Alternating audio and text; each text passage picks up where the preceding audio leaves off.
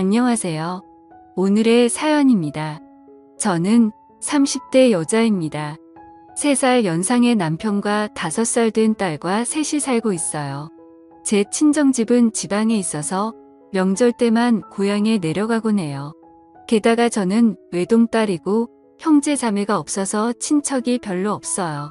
반면 남편은 누나와 여동생이 있어요. 시댁은 우리 집에서 가까운 거리에 살고 있어서 만나는 빈도가 매우 높아요. 특히 시어머니와 신우는 저를 친딸 친언니처럼 대해줘서 함께 맛집 가기도 하고 쇼핑하러 가기도 해요. 시어머니의 나이는 60대인데 일하셔서 그런지 젊고 센스도 좋으세요. 그래서 대화를 하는 게 매우 즐거워요. 언젠가는 제가 입은 옷이 마음에 든다며 똑같은 옷을 사서 입어도 괜찮냐고 하시는데 그러시면서 제 옷도 함께 사주시는 센스까지 보여주세요. 저도 이렇게 예쁘게 늙어가고 싶다는 생각이 들게 하세요. 전업주부인 형님은 자녀가 3명이에요. 육아 상담도 해주고 안 입는 아이 옷이나 안 쓰는 장난감 등을 가져다 주기도 하는 등 정말 든든한 존재예요. 항상 제게 어려운 일이 있으면 언제든 말해달라고 하시는데 이 2사람이 있어서 저는 이 시댁에 잘 적응할 수 있었다고 생각해요. 다만 시댁 식구 중 시아버지와 아가씨는 저와 교류가 별로 없어요. 시아버지는 일만 하셔서 집에 있는 시간이 적고 만날 기회도 거의 없어요. 아가씨는 독신으로 시댁에 살고 있지만 자주 외출해서 집에 없는 경우가 많아 거의 만나지 못해요.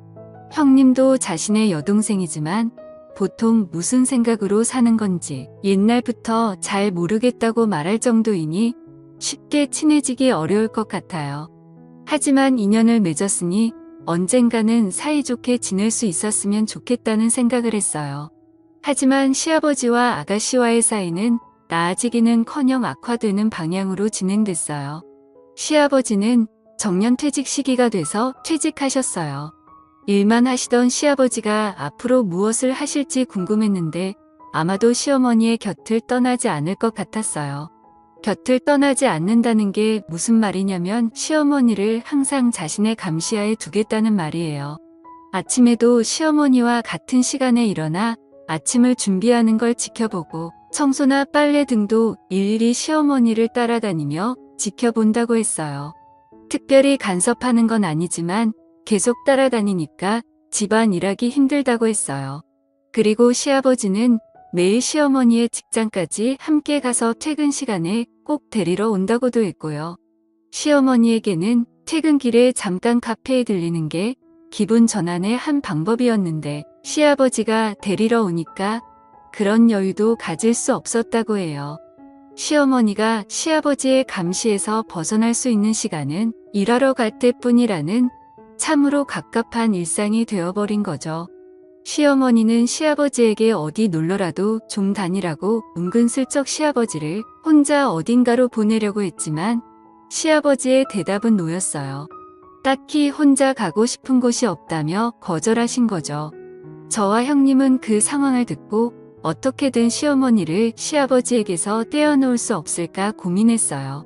우선 시어머니만 점심에 초대했는데 약속 장소에 시아버지도 함께 오셨어요. 여자끼리의 모임이었는데 시아버지가 계시니 하고 싶은 이야기 반도 하지 못한 채 점심을 마쳤어요. 식사를 마치자마자 바로 돌아가는 부모님.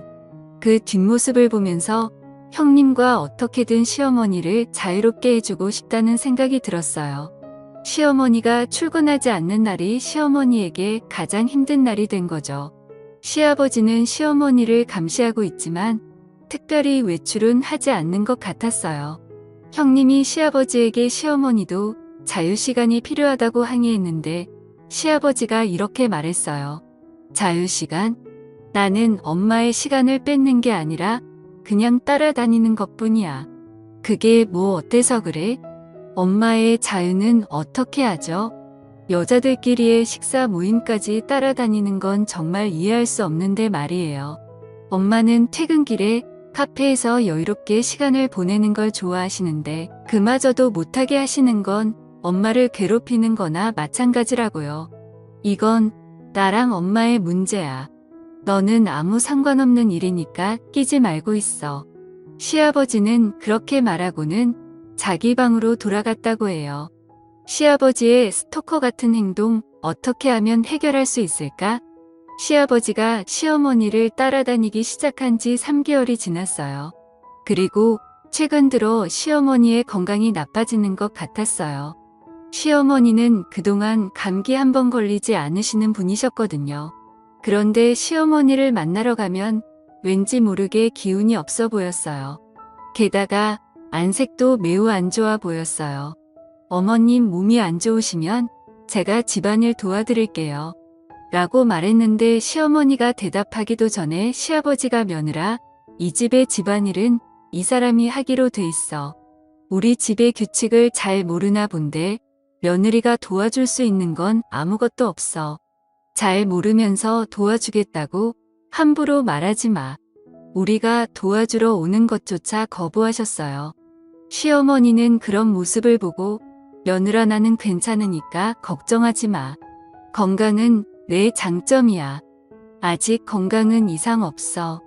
라고 말했지만 시어머니의 얼굴은 좋아 보이지 않았어요. 시어머니의 건강이 걱정돼서 시간 내서 시댁에 자주 찾아뵙고 했어요. 그러던 어느 날 시어머니는 누가 봐도 병원에 데려가야 할 정도로 몸이 많이 쇠약해졌어요. 대화도 할 수 없을 정도로 시어머니는 고통스러운 표정으로 얕은 호흡을 반복했어요. 이건 당장 병원에 가야 한다고 생각했고 저는 즉시 구급차를 불렀어요. 10분 정도 후에 구급차가 도착했어요. 그런데 시아버지가 구급대원들을 돌려보내려고 하는 거예요. 우리 집에는 아픈 사람이 없다며 빨리 돌아가라고 구급대원들을 다그치는 거죠. 저는 시아버지가 도대체 왜 이러는 거지? 이렇게 고통스러워하는 시어머니가 있는데 저는 시아버지를 무시하고 구급대원들에게 시어머니를 이송해달라고 부탁했어요. 시아버지는 끝까지 병원은 무슨 병원이냐며 소리를 치셔서 제가 구급차에 동승했어요. 병원에 도착하자마자 남편에게 연락했어요. 남편은 형님과 아가씨에게 연락을 했고요. 형님은 곧장 병원으로 오겠다고 했다는데 아가씨는 연락이 되지 않는다고 했어요. 구급차에 실려갔다는 메시지를 봤으면 연락 한 통이라도 하는 게 정상이라고 생각하는데 말이죠. 제가 아가씨에 대해 이상하게 느끼고 있을 때 남편과 형님이 병원에 도착했어요. 시어머니는 곧장 수술실로 들어갔어요.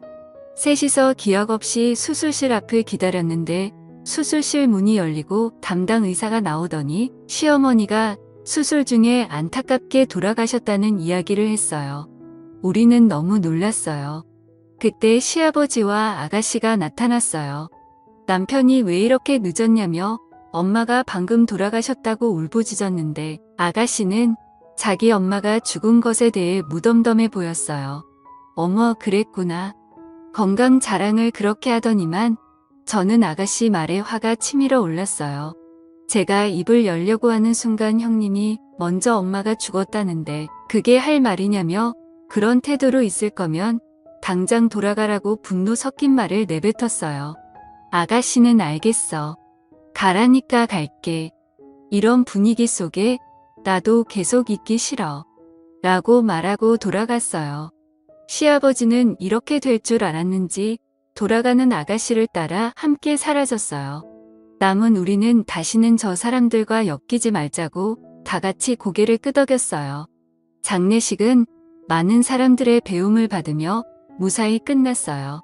시아버지와 아가씨가 종음객을 맞이할 때는 뭔가 매우 불쾌했어요. 얼마 후 시어머니의 유품을 정리하기 시작했어요. 추억의 물건이 많아 유품 정리가 좀처럼 진행되지 않았어요. 그러던 중 시어머니가 쓰시던 화장대 안쪽에서 일기장을 발견했어요. 안 좋은 생각이 들면서도 호기심에 일기를 읽어봤어요. 처음엔 아직 시아버지가 은퇴하기 전 저와 형님과 함께 나갔던 추억이 즐거운 어조로 적혀 있었어요. 그 후 시아버지가 은퇴한 후에는 그래서도 힘든 분위기가 느껴졌어요. 혼자 행동하는 것을 용납하지 않는다. 딸을 만나러 갈 때만큼은 혼자 가도록 좀 해주지. 라는 등의 시아버지에 대한 불만이 적혀 있었어요. 그리고 돌아가시기 한 달 전쯤의 일기에는 요즘 컨디션이 좋지 않다. 내 몸에 이상이 있는 것 같은데 병원에 못 가게 한다.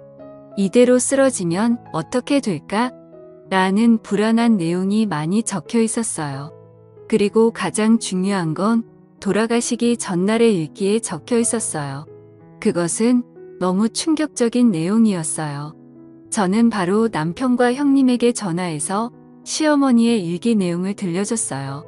그러자 남편은 곧바로 경찰에 연락을 취했어요. 경찰이 도착할 때까지 일기를 지켜야 했기 때문에 저는 일기를 품에 안고 지키고 있었어요. 경찰이 도착할 때까지 저는 불안에 떨었고 10분 후에 도착한 경찰관에게 몰래 현관에서 시어머니의 일기를 보여주었어요. 읽어 내려가는 경찰관. 드디어 마지막 페이지가 나오자 경찰관은 얼굴을 찡그리며 약간 떨고 있는 것처럼 보였어요. 그 이유는 다른 방에서 유품 정리를 하고 있던 시아버지와 아가씨에게 경찰관이 다가갔고 두 사람은 처음엔 놀란 표정을 지었지만 경찰이 여긴 무슨 일이냐며 화를 냈어요. 경찰관은 시아버지와 아가씨에게 이야기했어요. 이 일기의 마지막에 두 분이 지난 한 달 동안 식사에 독극물을 넣었다고 적혀 있네요. 이게 사실인가요? 그럴 리가 없잖아요. 우리가 어떻게 독을 넣었다는 거예요? 라고 아가씨가 반박했어요. 여기에 적힌 거 보면 한 달 전부터 막내 따님이 요리하기 시작했다고 하고 돌아가신 분은 기쁘긴 한데 동시에 뭔가 좀 이상한 맛이 났다고 적혀져 있네요. 요리하면서 소량씩 독을 넣은 것 아니니까. 시아버지와 아가씨는 입을 다물었어요. 그러자 형님이 어떻게 엄마에게 독이 든 음식을 먹일 수 있냐며 들키지 않을 줄 알았냐고 다그쳤어요. 그리고 그때 여러 명과 함께 온 경찰관 중 한 명이 마당에서 농약을 발견한 거예요. 농약이 이거일지도 모르겠다며 보여준 거죠. 그러자 시아버지와 아가씨가 당황한 표정을 지었어요. 증거인멸이라는 말을 모르는 건지 너무 쉽게 증거물을 발견하게 된 거죠. 수상한 모습에 낌새를 알아차린 경찰들은 두 사람을 바로 경찰서로 데려갔어요. 가급적이면 직접 시어머니를 죽인 이유를 듣고 싶었지만 그건 나중에 들어야 했어요. 시아버지와 아가씨가 연행되자 시댁은 갑자기 조용해졌어요. 저 두 사람이 솔직하게 범행을 인정할까? 약간의 걱정은 있었지만 사망사고이니 분명 제대로 수사할 거예요. 그리고 정말 시어머니를 죽인 게 맞다면 그에 맞는 처벌을 꼭 받게 해야죠. 다음날 시아버지와 아가씨가 범행을 인정했다는 연락을 경찰로부터 받았어요. 그리고 궁금한 범행 동기에 대해 먼저 시아버지부터 이야기했어요. 시아버지는 시어머니가 좋아하는 사람이 있어서 자신과 이혼을 준비하고 있다고 생각했대요. 그래서 시어머니의 모든 행동을 간섭하고 혼자만의 시간을 주지 않은 거죠. 이 이야기를 듣고 궁금했던 건 시아버지가 누구한테 이런 이야기를 들은 건가였어요. 적어도 저나 남편이나 형님은 이런 말을 한 적이 단 한 번도 없었거든요. 분명 시어머니는 시아버지 말고는 좋아하는 사람이 없었어요. 이건 정말 확실했어요. 나도 나중에 정년퇴직하게 되면 남편이랑 둘이서 여행 다니고 싶어. 그동안 못했던 것들도 둘이서 함께 해보고 싶어. 라고 수줍게 말씀하시던 모습이 아직 선명하게 기억나거든요. 이런 시어머니를 의심하다니. 그리고 아가씨의 동기는 바로 돈 때문이었어요. 아가씨는 벌이가 그렇게 많지 않았는데도 유흥에 빠져 있었나 봐요. 빚도 생겼고 그 빚을 갚지 못해 악순환되고 있었던 거죠. 그래서 시어머니에게 도와달라고 했지만 온갖 욕을 먹고 거절당했다고 해요. 그렇다면 차라리 유산이라도 빨리 받아야겠다는 무서운 생각을 하게 된 거죠. 하지만 혼자서는 할 수 없다고 생각해서 시아버지를 이용하는 방법을 생각해낸 거예요. 즉 시아버지에게 시어머니가 좋아하는 사람이 있다는 거짓말을 한 게 아가씨였던 거죠. 시아버지는 또 그 거짓말에 순순히 속아 넘어간 거고요. 결국 모든 원흉은 아가씨였던 게 밝혀졌어요. 시아버지는 자신의 짧은 생각으로 이런 일이 생겼다며 울면서 후회한다고 했어요. 만약 시어머니를 정말 잘 아는 사람이었다면 절대 그럴 사람이 아니라는 것쯤은 너무나 쉽게 알 수 있었을 텐데 바보같이 아가씨 말만 믿다니. 시어머니가 평생 좋아했던 사람은 시아버지 뿐이었는데 너무 슬프네요. 아가씨는 돈 때문에 아버지까지 이용했다는 점에서 더 죄가 무겁다고 해요. 사람의 마음을 이용한 건 결코 가벼운 일로 넘길 수 없으니까요. 반면에 저희는 시어머니의 유산을 보고 깜짝 놀랐어요. 놀랍게도 시어머니는 재테크를 엄청 잘하시는 분이셨어요. 주식 계좌에서 한 번도 본 적도 없는 큰 금액이 발견된 거죠. 어쩌면 동거하던 아가씨가 이 사실을 알고 시아버지를 속여 시어머니를 고인이 되게 한 것일지도 몰라요. 돈이 없으면 살 수 없지만 돈이 너무 많으면 주위의 시선 때문에 살기 힘든 걸 보여주는 것인지도 모르겠어요. 앞으로 아가씨 같은 사람과 엮이지 않고 좋은 사람들과의 인연을 유지하며 가늘고 길게 오래오래 살고 싶네요. 시청해주셔서 감사합니다. 그럼 다음 영상에서 다시 뵙겠습니다.